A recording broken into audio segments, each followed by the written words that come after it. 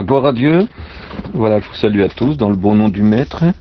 Beaucoup de joie d'être avec vous dans cette soirée ensemble autour de la parole de Dieu. L'Évangile, quelle bonne nouvelle pour chacun de nous. Les grâces qui se matérialisent d'une façon extraordinaire dans la personne de son Fils Jésus-Christ, le Fils de Dieu, et qui ce soir désire sauver des hommes. Dieu sait que tous les hommes soient sauvés, et ça, nous en avons la certitude.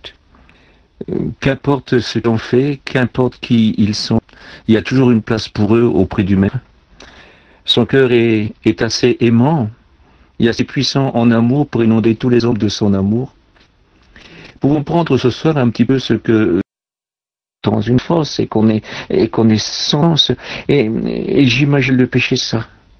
Le péché ne donne pas plus de force qu'un bébé. On n'est pas capable de résister au péché. Le péché, vous savez, c'est quelque chose que nous enveloppe si facilement. Il est comme une fosse qui nous avale et paralyse. On est incapable de s'en sortir. On n'est pas capable de le rendre faible. C'est lui, au contraire, qui viendra de plus en plus fort dans nos vies. Prendra véritablement toute la place, contrôlant notre esprit, notre âme et notre corps tout entier. Le péché, c'est un ennemi, écoutez, un ennemi terrible. On peut peut-être trouver un petit enfant dans un fossé et puis nous de le délivrer et de lui sauver la vie. Mais sauver la vie d'un pécheur qui n'a pas plus de force qu'un petit bébé face au péché et qui est jeté dans la fosse de la destruction, là, sans force et qui va périr assurément et qui passera sa vie dans un enfer en ayant perdu toutes ses forces, en étant anéanti de toute volonté, en étant là, dans une faiblesse extrême. Même en enfer, l'homme ne pêche plus. Il n'est même plus capable de pécher. Il n'est plus capable d'être en colère, il n'est plus capable d'être orgueilleux, il n'est plus rien, il n'éprouve plus jamais de la joie, il ne trouve plus jamais de la paix. Écoutez, il vit dans un trouble immense. C'est une souffrance qu'on a du mal à réaliser, on a du mal à comprendre. Et spirituel, c'est quelque chose, écoutez, vous êtes véritablement anéanti. Vous vivez tout en demeurant dans la mort. Vous pouvez dire sans jamais pouvoir, sans pouvoir posséder. Il n'y a pas de réaction, il n'y a plus de repentance. Écoutez, il n'y a que du remords, un certain remords. C'est pas une repentance qui peut nous amener à salut. On peut plus des pardons. C'est tard. On est là sans force. Avec un remords qui nous mange, qui nous dévore. C'est ça l'enfer. Et là, aucun homme ne fait quelque chose pour un homme comme ça. Personne, le meilleur des pères, le meilleur des fils, la meilleure maman. Même que vous donnerez 1 milliard de fois votre vie pour votre fils ou votre fille, vous ne pouvez rien faire. C'est terminé. C'est beaucoup trop pour vous. Mais il y a quelque chose d'extraordinaire et merveilleux. C'est que Dieu peut le faire. Écoutez, il est écrit dans le livre d'Ézéchiel ceci. Écoutez que aucun ne peut donner le rachat d'un autre homme, le rachat de son amant. Écoutez, le rachat de l'homme est beaucoup trop cher et beaucoup trop grand. Il n'y aura jamais part pour l'homme. Vous pourrez peut-être sauver des humains, d'une mort humaine, d'une misère humaine, mais jamais vous pourrez délivrer un homme de son péché et de l'enfer qui l'attend. Mais Dieu peut le faire. L'homme ne peut pas le faire. Mais par Dieu, c'est possible. C'est possible. Écoutez, il nous est marqué dans la parole de Dieu que du temps de l'éternité, puis de tout temps, Dieu a préparé son Fils. On a du mal à comprendre. Écoutez, à l'époque, il y avait encore le soleil, la lune, les étoiles n'existaient pas, mais Dieu était. Car Dieu est celui qui était, il est celui qui est et celui qui sera. Il a toujours été. Quand il n'y avait rien, il y avait Dieu et son Fils. Depuis toujours. C'est marqué dans le de Michée, chapitre 5, verset 1. Et toi, Bethléem Ephrata, petit entre les milliers de Judée, de toi à celui dont les origines remontent, temps de l'éternité. Je ne sais pas si vous réalisez, en un mot, on pourrait dire de tout temps. Quand on parle de temps, d'éternité, on parle de tout temps. Ce qui n'a pas de commencement et ce qui n'a pas de fin. De tout temps. De tout temps, le plan du salut, alors que l'homme n'existe pas. Que la terre qui accueillera l'homme que l'homme sera créé par cette terre-là, par les mains de Dieu, n'existe pas. Quand le soleil, la lune, les étoiles n'existaient pas. Dieu avait déjà préparé le salut de l'homme. Nous savons que Dieu ne passe pas les temps, il est dans tous les temps. L'éternité lui doit la vie. Il est Dieu d'éternité en éternité, ce que la Bible dit, du mal à comprendre et à parler de ça, c'est beaucoup trop grand. Mais Dieu est dans tous les temps. Dieu ne découvre pas, il sait. Il est celui qui était, il est toujours dans été. Il est le Dieu qui est, et toujours dans ce qui est. Et il est le Dieu qui sera, et il est toujours dans ce qui sera, depuis toute éternité. C'est ça, Dieu. Et Dieu a décidé de sauver l'humanité par son Fils. Si le rachat de l'homme n'est pas possible, écoutez, n'est pas possible par un homme, il est possible par Dieu. Le salut est un salut divin. Il est appelé le grand salut de Dieu. Pourquoi j'insiste sur ces points-là? Le salut divin, alors, tout est possible à ce salut-là. C'est-à-dire qu'il peut sauver tous les hommes, quel que soit ce qu'ils auraient commis, quel que ce qu'ils sont. Dieu peut les sauver, car tout est possible à Dieu. Alors je suis obligé de dire que tout est possible, que c'est possible à tous les hommes de pouvoir se convertir, de pouvoir être sauvés. Et je suis obligé de vous dire, écoutez, vous avez l'occasion d'être sauvés. Vous avez l'occasion d'être sauvés pour être perdus. Écoutez, vous n'êtes pas obligé d'aller en enfer, vous n'êtes pas obligé d'être perdu. Vous pouvez être sauvés. Dieu a tant aimé le monde qu'il a donné son Fils unique, parce que le salut est un salut d'amour. Dieu a tant aimé le monde qu'il a donné son Fils unique, afin que ton croit en Fils point, mais qu'est la vie éternelle. Écoutez, celui qui nous sauve, c'est pas un homme qui marche un chemin. Celui qui nous sauve, c'est Dieu qui descend du ciel et qui s'est fait homme, et qui sera la terre entière, et qui veut sauver tous les hommes, et qui peut descendre dans n'importe quelle force de destruction pour délivrer l'homme. Tout est possible à Dieu. Tout est possible. Et le désir de Dieu, c'est que chacun de soit sauvé. Qui que tu sois là où tu es, que tu sois femme, homme, jeune ou vieux, tu peux être sauvé. Tu n'es pas obligé d'être perdu. Laisse l'enfer pour le dire de ses démons. Pour les hommes, Dieu a Jésus-Christ, son Fils. Si tu acceptes son Fils, tu seras sauvé. Si tu rejettes son Fils, tu iras en jugement et tu seras perdu pour l'éternité. Mais si tu acceptes ton Fils, son Fils, quels que soient les péchés que tu as commis, si tu te mets en communion avec Dieu, si tu cherches Dieu, si tu cries à Dieu, et si tu acceptes le salut c'est Jésus-Christ, et écrit que le sang de Jésus, son Fils, te purifiera de tout péché. Jésus est venu donner sa vie, il a donné sa vie sur la croix, il s'est offert lui, et 3 jours après, il est ressuscité pour être notre avocat. Oh, quelle importance! Écoutez, quelle importance, quelle importance! Écoutez, c'est lui qui est là pour délivrer les captifs, être libre les opprimés. Je connais beaucoup de captifs, j'en ai connu beaucoup. Et je connais beaucoup d'opprimés, j'en ai connu beaucoup. J'ai vu des femmes être opprimées, j'ai vu des hommes aussi être opprimés. J'ai vu des enfants être opprimés. J'ai vu des vieillards être opprimés. Oh, de l'injustice, qu'est-ce que j'en ai vu! Écoutez, j'ai vu captifs qui ne pouvaient plus s'en sortir, qui étaient liés, et pieds et mains. Ils étaient incapables. Écoutez, leur passion les dévorait. Écoutez, leur passion les tuait.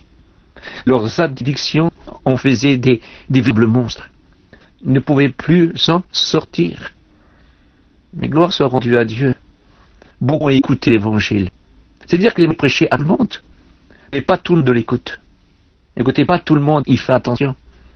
Si ce soir tu fais attention à l'évangile, écoutez, il est évident que tu veux dire qu'est-ce que c'est beau, qu'est-ce que c'est bien, quelle belle proposition, c'est la plus belle de ma vie. Et jamais on m'a fait une telle proposition. Jamais on m'a fait un tel cadeau. C'est une véritable grâce. Je ne la mérite pas, non, tu ne la mérites pas. Mais Dieu n'a pas envoyé son Fils dans le monde pour qu'il juge le monde, mais pour que le monde soit sauvé par lui. Ce soir tu peux être sauvé, tu as le droit d'être sauvé. Je veux que tu sois sauvé, je veux que tu sois sauvé. Tes pieds te mènent en enfer, mais Dieu fait un halte là. Dieu se met sur ton chemin et dit, suis-moi, moi je suis la lumière du monde. Celui qui me suit ne marchera pas dans les ténèbres, il aura la lumière de la vie. Il vivra. Tu dis, je suis le chemin, la vérité et la vie. Nul n'opère que par moi. Viens, suis-moi, c'est le ciel pour. Ça ne sera pas l'enfer. Viens, suis-moi. Oh, mes amis, quelle importance. Devant ce péché, tu es trop faible. Tu ne peux le faire, il n'y a que Dieu qui peut t'en libérer. Devant ta passion, devant ta méchanceté, devant ton orgueil. Tu ne peux rien faire, tu es pris, tu es coincé devant ta colère, devant ta haine. Écoute, pourquoi je dis ça, je ne sais pas. Mais dans ton désir de meurtre, tu ne peux plus t'en sortir. T'en rêves la nuit. Mais tu veux te libérer de cette haine-là.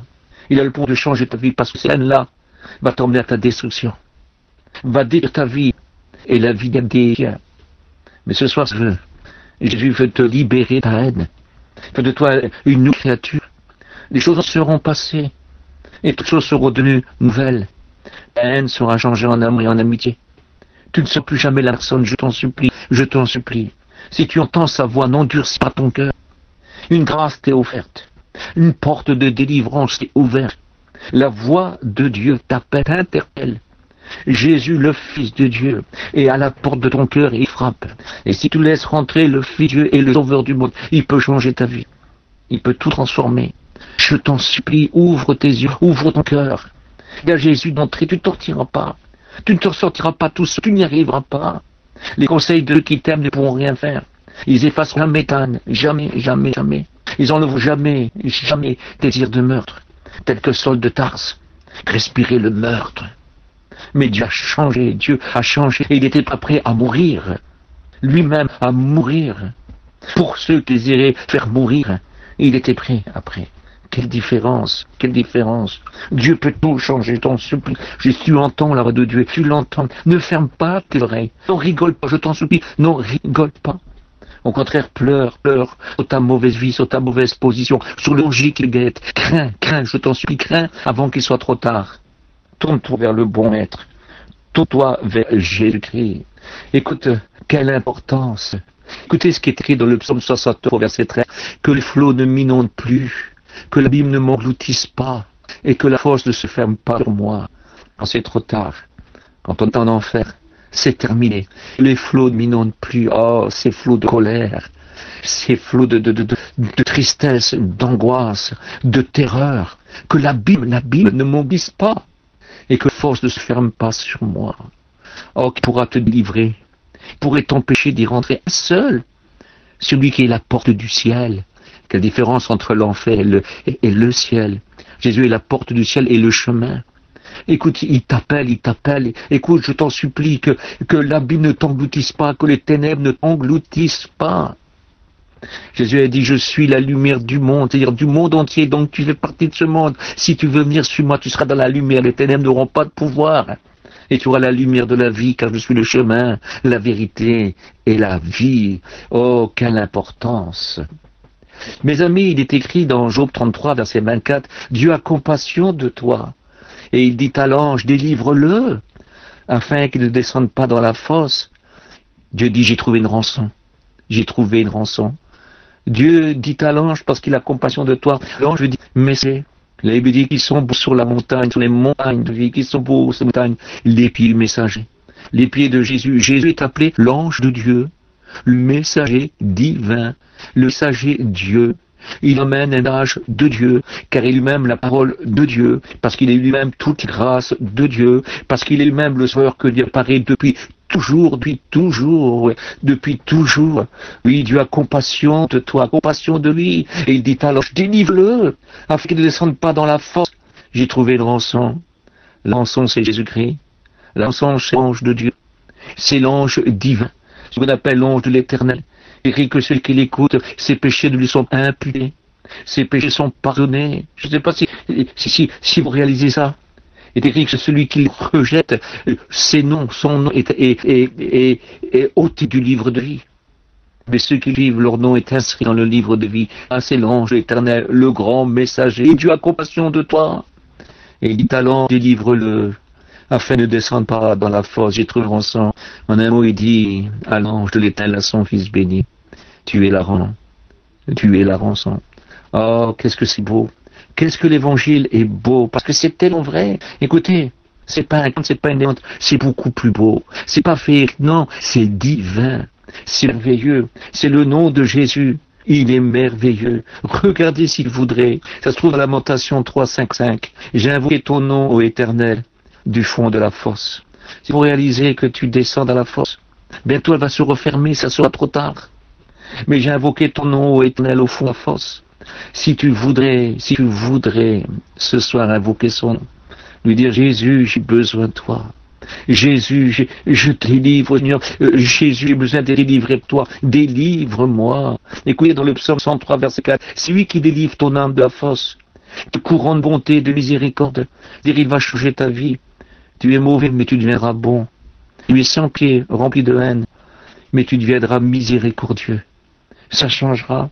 Ton pardon est tellement grand que tu as envie de la terre entière soit pardonnée. Tu deviendras un témoin de Jésus-Christ. Tu dirais tout ce que Dieu a tant aimé le monde, donner son Fils unique, afin que quiconque croit en lui ne périsse point, mais qu'il ait la vie éternelle. Ce que je voudrais te rappeler.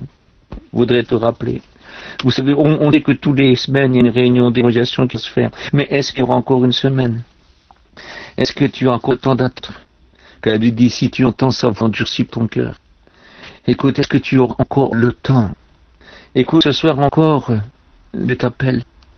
Écoute, encore ce soir, tu parles. Et il veut te faire grâce. Mais jusqu'à quand tu écouteras la parole de Dieu? Jusqu'à quand tu as encore le temps? Le temps de demander pardon. Le temps de laisser souffrir. Le temps qui change ta vie. Écoute, tu entends tout autour de toi, nous vivons dans des temps mauvais. Toi-même, tu reconnais que ça ne peut plus durer longtemps. Écoute, si tu reconnais ces choses, si tu crois en ces choses, et je pense que tu crois en ces choses, parce que tu ne serais pas en train d'écouter ce soir si tu ne croirais pas. Ce que je voudrais faire comprendre, si tu entends ces choses, n'attends pas qu'il soit tard. Je t'en supplie, n'attends pas qu'il soit tard. C'est encore le temps. Demain, tu ne sais pas si tu pourras. C'est aujourd'hui, si tu entends la voix de Dieu, c'est aujourd'hui. Dis-lui tout simplement oui. Il te sauvera. Car moi, je veux pas que le méchant meure.